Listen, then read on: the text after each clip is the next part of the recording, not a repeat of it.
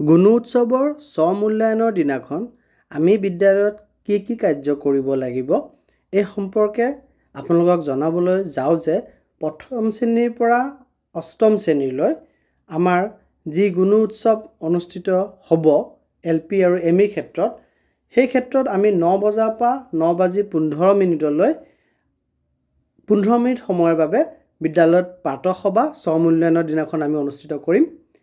তাৰ পাছত 9:15 পৰা 9:25 10 মিনিটৰ বাবে আমি উপস্থিতি নিৰীক্ষণ কৰিম।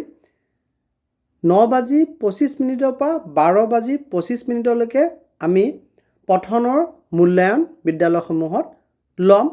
ভাষা 1 অৰ্থাৎ আমাৰ যাৰ লেংগুৱেজ 1 যোনটো হয় আৰু লেংগুৱেজ 2 আমি পঠন মূল্যায়ন কৰিম। আৰু 12:25 পৰা 1 বজালৈ বিদ্যালয়সমূহত মধ্যাহ্ন ভোজন চলিব আৰু দুপৰীয়া 1 বজাৰ পৰা আমাৰ বিদ্যালয়সমূহত শৈক্ষিক দিনপঞ্জী মতে যি শ্ৰেণীকোঠাৰ পাঠদান আছে সেই পাঠদান চলিব। অৰ্থাৎ যদি আমাৰ পঠন মূল্যায়ন আমাৰ বিদ্যালয়সমূহত বিদ্যালয় ছুটিৰ সময়ৰ আগতে শেষ হৈ গ'ল আৰু আমি শেষ হৈ যোৱাৰ লগে লগে বিদ্যালয় ছুটি দিব নোৱাৰিম, তাৰ পাছত আমাৰ যি দৈনিক ৰুটিন আছে সেই ৰুটিন মতে আমাৰ বিদ্যালয়ত পাঠদান চলাব লাগিব।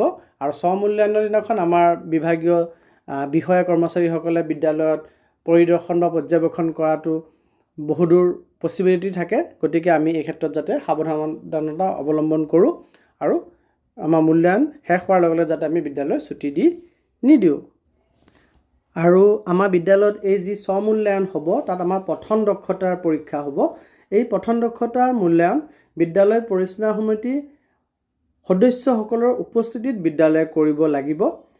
ইয়াৰ দ্বাৰা শিক্ষক শিক্ষয়িত্ৰী, বিদ্যালয় পৰিচালনা সমিতি সদস্যসকল আৰু সমাজৰ অংশগ্ৰহণ সুনিশ্চিত হ'ব বিদ্যালয়ত। অৰ্থাৎ আগদিনাখন যেতিয়া তেওঁলোক আহিব, আমাৰ পিছত যিদিনাখন আমাৰ বহি মূল্যায়ন হ'ব সেইদিনাখনো তেওঁলোক নিশ্চয় আহিব। আৰু এই ক্ষেত্ৰত দ্বিতীয় শ্ৰেণীৰ পৰা অষ্টম শ্ৰেণীলৈ এই স্ব-মূল্যায়ন আমাৰ বিদ্যালয়ত অনুষ্ঠিত হ'ব আৰু পঠনক সামৰি ল'ব। আৰু ভাষা 1ত এটা প্ৰশ্ন থাকিব আৰু ভাষা 2ৰ এটা প্ৰশ্নই থাকিব।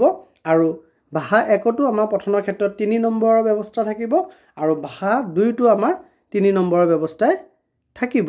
আৰু এই ক্ষেত্ৰত পঠনত আমাৰ শ্ৰেণী অনুযায়ী তলৰ ফালৰ পৰা ছবি থাকিব, তাৰ ওপৰৰ ক্লাছলৈ শব্দলৈ যাব, তাৰ ওপৰত বাক্যলৈ যাব আৰু তাৰ ওপৰৰ ক্লাছৰ কাৰণে দফালৈ আমাৰ যাব।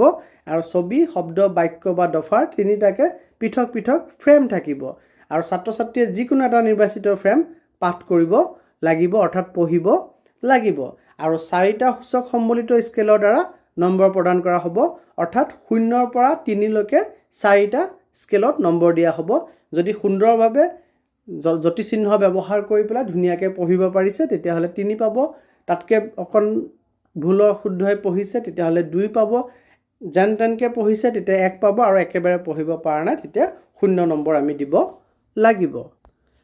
আৰু ছাত্ৰ ছাত্ৰীসকলে পঠনত যি 0ৰ পৰা 4লৈকে নম্বৰ পাব সেই নম্বৰ আমি এনেধৰণৰ এটি ফৰ্ম বনাই লৈ পেলাই সেই ফৰ্মত নথিভুক্ত কৰিব লাগিব। অৱশ্যে বাহ্যিক মূল্যায়নৰ দিনা প্ৰতিটো শ্ৰেণীৰ 10% ছাত্ৰ ছাত্ৰীৰ পঠন দক্ষতাৰ মান নিৰূপণ কৰিব এক্সটাৰ্নেল ইভালুৱেটৰে। আৰু সেই 10% ছাত্ৰ ছাত্ৰীৰ প্ৰদৰ্শন স্ব-মূল্যায়নৰ প্ৰদৰ্শনৰ অনুপাতে যদি সন্তোষজনক হয় তেন্তে বাহ্যিক মূল্যায়কে বিদ্যালয় কৰ্তৃপক্ষক পঠন দক্ষতাৰ নম্বৰসমূহ OMR শ্বীটত স্থানান্তৰ কৰিবলৈ নিৰ্দেশ দিব। গতিকে আমি নম্বৰ দিয়াৰ ক্ষেত্ৰত কিছু সাৱধানতা অৱলম্বন কৰিব লাগিব স্ব-মূল্যায়নৰ দিনাখন। আৰু ছাত্ৰ ছাত্ৰীসকলৰ নম্বৰ আমি এনেধৰণৰ এটা ফৰ্মেটত অন্তৰ্ভুক্ত কৰিব লাগিব। আৰু তলত আমাৰ প্ৰধান শিক্ষক বা যিগৰাকী শিক্ষকে এই নম্বৰসমূহ বা এই পঠন দক্ষতা মূল্যায়ন কৰিছে তেখেতে নিজৰ চিল চহী, প্ৰধান শিক্ষক হ'লে চিল চহী আৰু সংশ্লিষ্ট শিক্ষক হ'লে তেখেতে চহী আৰু নিজৰ ডেজিগনেশ্যনটো তলত লিখিব। আৰু এই ক্ষেত্ৰত যদি আপোনালোকে এনেধৰণৰ ফৰ্মেট এতিয়ালৈকে পোৱা নাই মোক হোৱাটছআপ কৰিব, মই নিশ্চয় আপোনালোকক ফৰ্মেটটো দিবলৈ চেষ্টা কৰিম। আপোনালোকে পঠন দক্ষতাৰ নম্বৰসমূহ কিদৰে দিব লাগে শ্ৰেণী অনুযায়ী স্পষ্ট নিৰ্দেশনা আপোনালোকে যোনটো অসমীয়া ভাষাত গাইডলাইন আছে তাৰ 19 নম্বৰ পৃষ্ঠাত আপোনালোকে পাই যাব।